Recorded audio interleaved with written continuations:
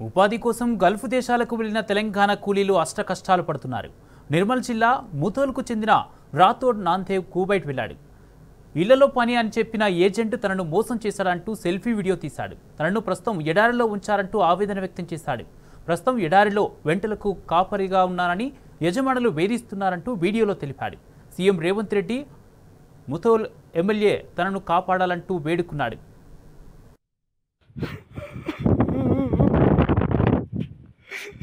చూడండి సార్, నా బతుకు చూడండి సార్, ఒకసారి చూడండి సార్, దండం పెట్టండి సార్,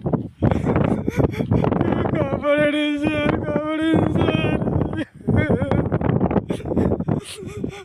నా పేరు నామదే సార్, నేను సార్ తెలంగాణ సార్.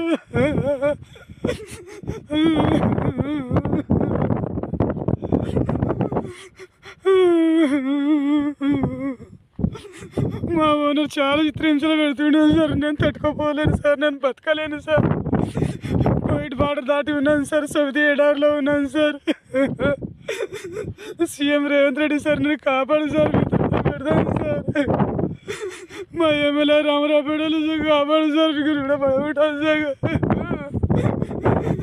ఈ ఎండ కూడా తట్టుకోలేదు సార్, జ్వరం వచ్చి 4 రోజులు అయిపోయింది సార్. నాకు హాస్పిటల్ చూపిస్తలేదు సార్. ఎక్కడికి ఎడారి నుంచి బయట తీసేయండి సార్, మీ దండం పెడతాను సార్.